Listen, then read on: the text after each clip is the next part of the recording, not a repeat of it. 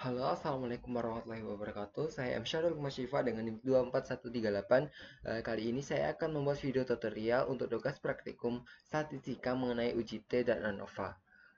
Kali ini saya akan mengambil UJT yaitu Independent Sample.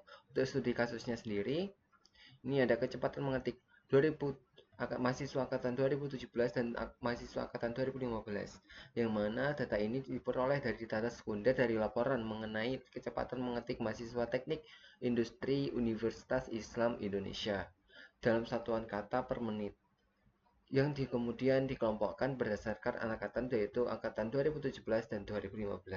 Tujuannya adalah untuk mengetahui apakah terdapat perbedaan mengenai kemampuan mengetik antara kedua angkatan tersebut. Data ini dianalisis menggunakan UJT independen setelah melalui proses data cleaning di SPSS. Setelah itu, untuk tujuan saya mengambil data ini adalah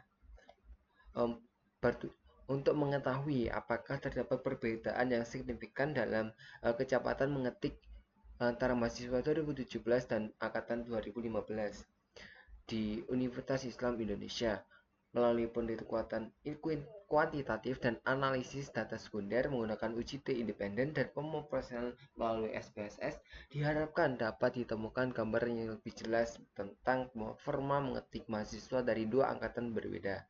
Temuan ini diharapkan menjadi referensi dalam mengkaji pengaruh tahun masuk terhadap keterampilan teknis mahasiswa, khususnya dalam kemampuan mengetik yang dibutuhkan dalam dunia akademik maupun profesional. Untuk sebelumnya, tutorialnya adalah memasukkan data lembar SPSS seperti ini dari angkatan 2017 dan angkatan 2015. Untuk yang pertama, masukkan data dari angkatan 2017 pertama terlebih dahulu. Masukkan ke dalam SPSS, lalu copy dalam kolom 1 dan baris ke 1. Selanjutnya, karena ini adalah UJT independent sample, maka kolom selanjutnya adalah 2015, maka yang ini haruslah dimasukkan dalam bawahnya tahun 2017.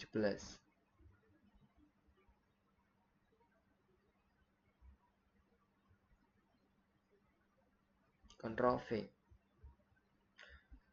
Dapat dilihat di sini teman-teman, ini sudah 60 data, maka selanjutnya adalah melabeli dan memberi nomor untuk angkatan 2017 dan 2015. Kolom di samping ini tanggal 1 dan nomor 2 ini adalah untuk pelabelan dalam 2017 dan 2015. Maka selanjutnya kita copy saja teman-teman.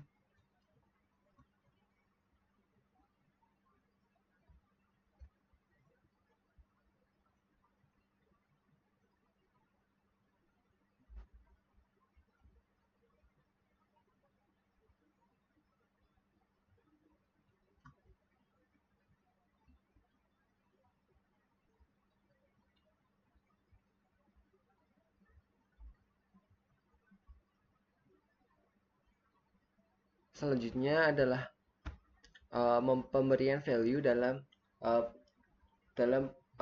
pilihan variable view. Selanjutnya ini teman-teman, kita beri nama untuk ini adalah hasil mengetik.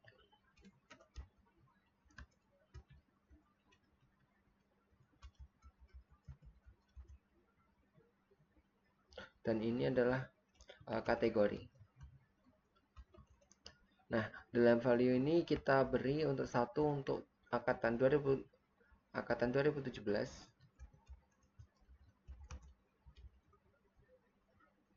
dan nomor 2 adalah angkatan 2015.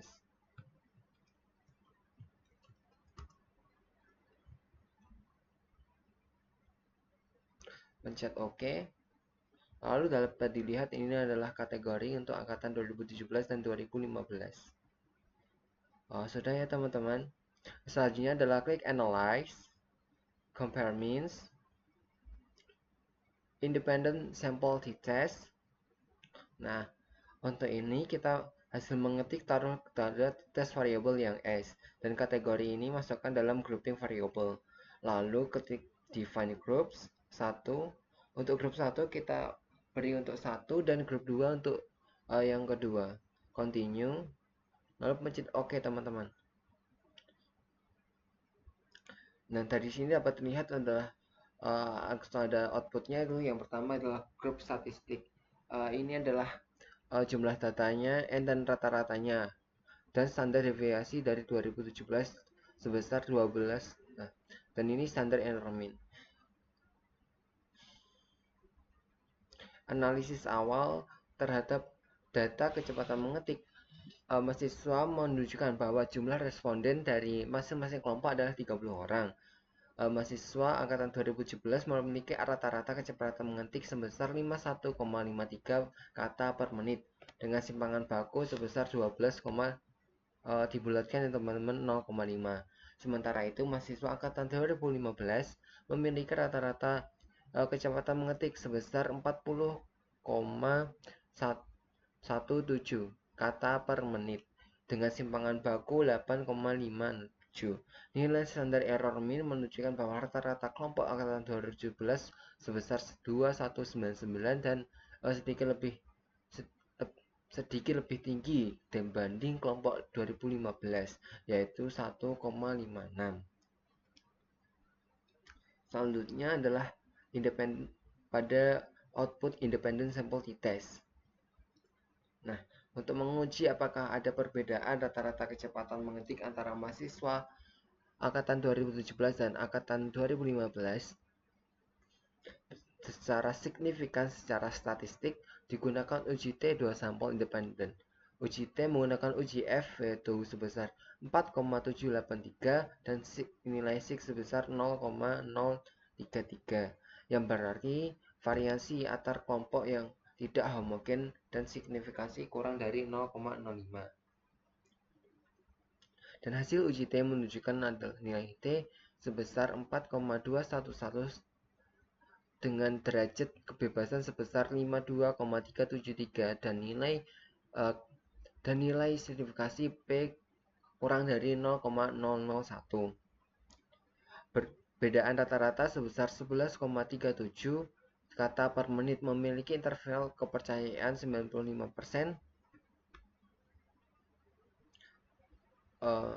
antara 5,956 hingga 16,78, yang menandakan bahwa perbedaan tersebut signifikan secara statistik. Dengan demikian dapat disimpulkan bahwa kecepatan mengetik mahasiswa angkatan 2017 secara signifikan lebih tinggi dibandingkan angkatan 2015. Nah, selanjutnya adalah pembagian dalam copy paste untuk kebutuhan interpretasi data lebih lanjut.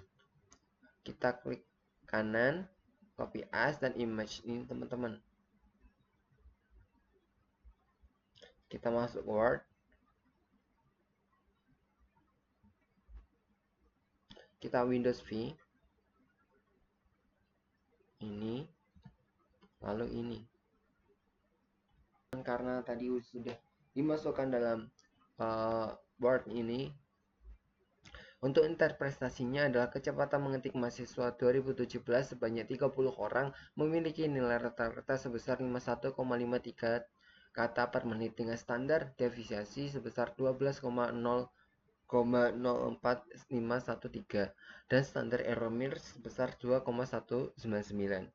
Dan kecepatan mengetik mahasiswa angkatan 2015 ada sebanyak 30 orang memiliki nilai rata-rata 40,1667 kata per menit dengan standar deviasi 8,57053 dan standar error mean sebesar 1,56.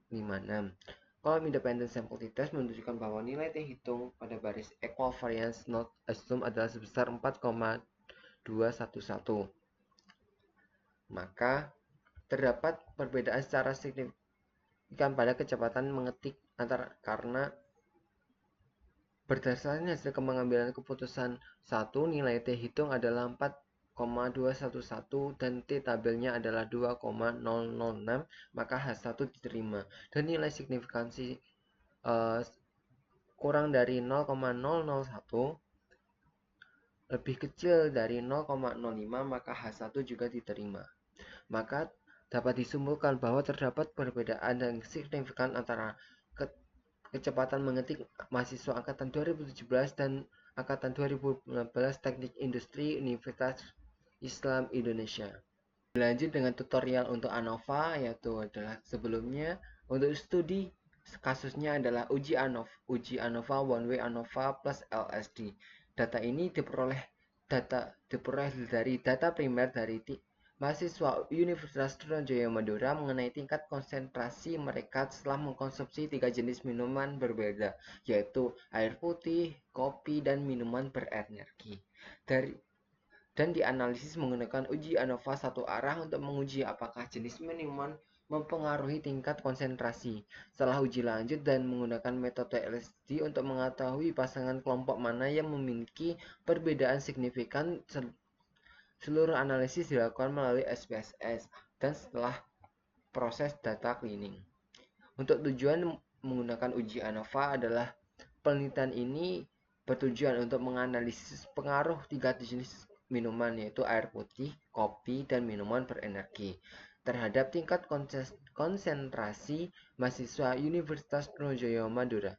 Dengan menggunakan uji ANOVA satu arah dan uji lanjut LSD di SPSS, penelitian ini diharapkan mampu memberikan wawasan mengenai pengaruh jenis minuman terhadap performa kognitif, khususnya konsentrasi. Hasil penelitian ini dapat menjadi referensi penting dalam pengembangan kebiasaan belajar atau konsumsi harian yang berkaitan dengan peningkatan konsentrasi dan efektivitas belajar mahasiswa. Nah, sebelumnya adalah persiapkan data teman-teman itu menjadi seperti ini, yaitu menggunakan skala 1 sampai 100 dan terdiri dari variabel-variabelnya. Untuk yang pertama adalah air putih. Ada air putih, hasil surveinya kita pencet sampai ke 30. Lalu kopi.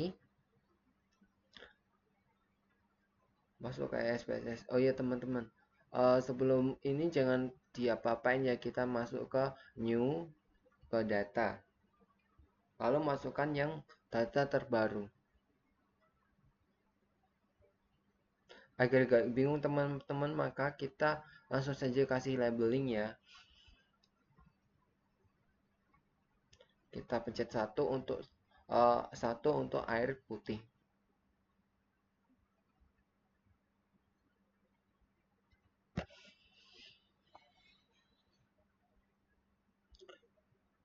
Dilanjut untuk variabel kopi, sama seperti tadi teman-teman dari hasil responden.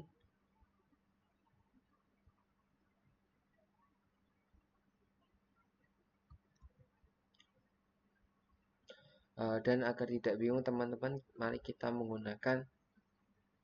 langsung menggunakan labelingnya, yaitu dengan nomor 2, yaitu untuk kopi.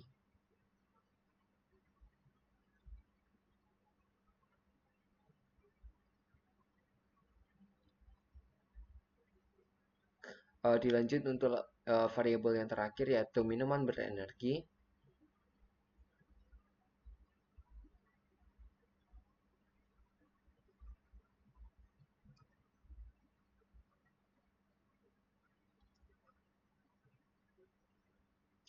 Dan labelingnya itu menggunakan nomor 3.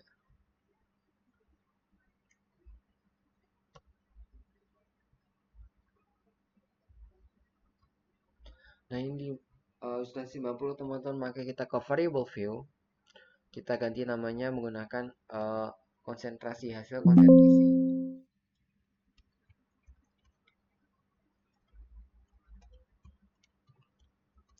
Lalu yang nama variabel kedua adalah labeling atau kategori. Nah, dari kolom value ini kita ganti ke bagian yang kategori, itu menggunakan value 1 untuk nama air putih. Kita add yang kedua untuk kopi.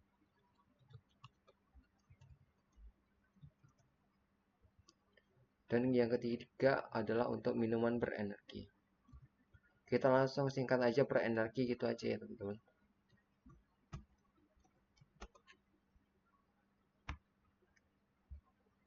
Nah, kita pencet OK ke data view. Nah, ini akan otomatis langsung berubah seperti labeling yang kita beri tadi, teman-teman. Nah, untuk menggunakan label yang satu atau ganti dari menggunakan increment value label sini. Nah, itu bisa berubah. Untuk selanjutnya adalah untuk analisis ANOVA dan LSD. Kita sama seperti tadi adalah analyze, compare means. Nah, ini teman-teman masuk ke one way ANOVA. Nah, ini akan muncul dialog seperti ini, dan itu konsentrasi masukkan ke dependent, dan kategori masuk ke faktor. Nah, sebelum dipencet OK, teman-teman, teman-teman masuk ke kolom post hook dulu. Kita pencet ke yang LSD. Nah, lalu pencet continue. Nah, ini langsung OK, teman-teman. Nah, ini merupakan ANOVA dan post hoc test, yang mana tabel ANOVA digunakan untuk mengetahui apakah terdapat perbedaan yang signifikan dalam tingkat konsentrasi antara ketiga jenis minuman, yaitu air putih, kopi, dan minuman berenergi. Hasil analisis menunjukkan bahwa nilai F hitung sebesar 11,265 dan dengan nilai signifikansi kurang dari 0,01.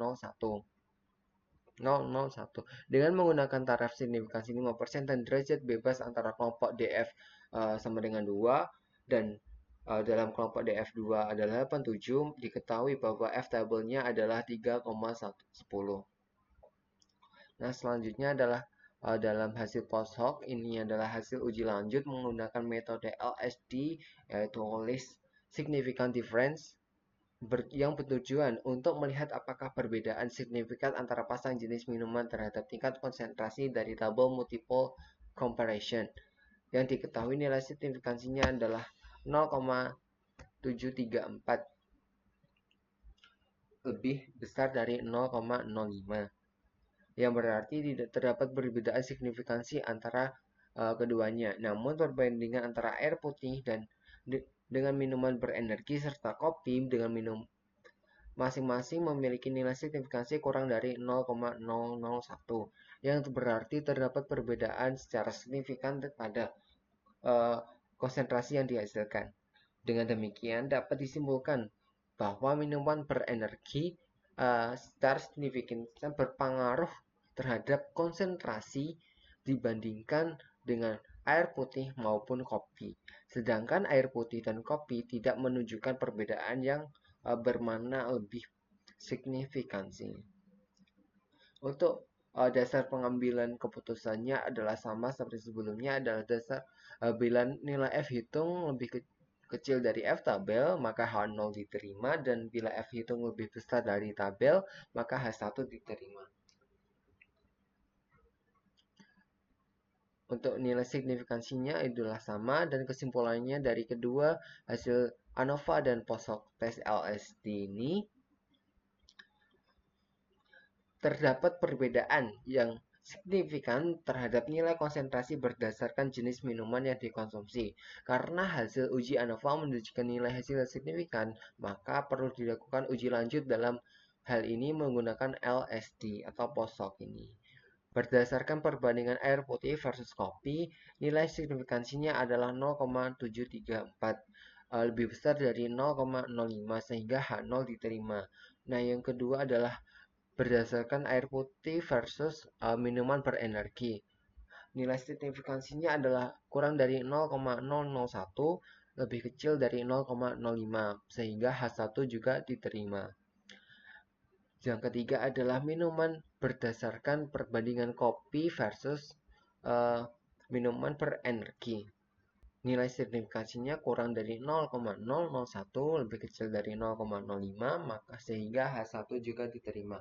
Nah, untuk hasil dari LSD ini berdasarkan hasil uji lanjut dengan menggunakan metode LSD dapat disimpulkan bahwa terdapat perbedaan konsentrasi secara signifikan pada pasangan satu air putih versus minuman berenergi dan kopi dan minuman berenergi. Namun tidak terdapat yang signifikan antara kopi dan air putih.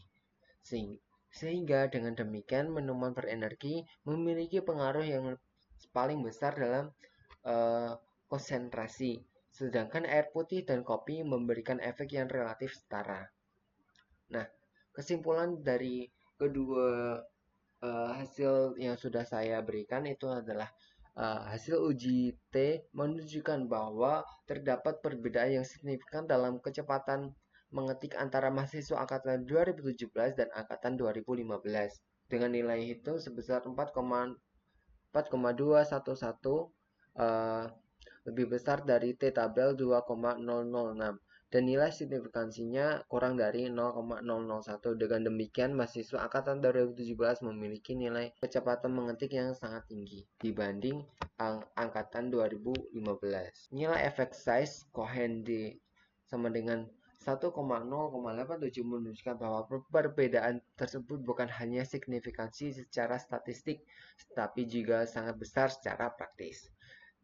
Untuk kesimpulan yang kedua adalah kesimpulan uji ANOVA dan LSD.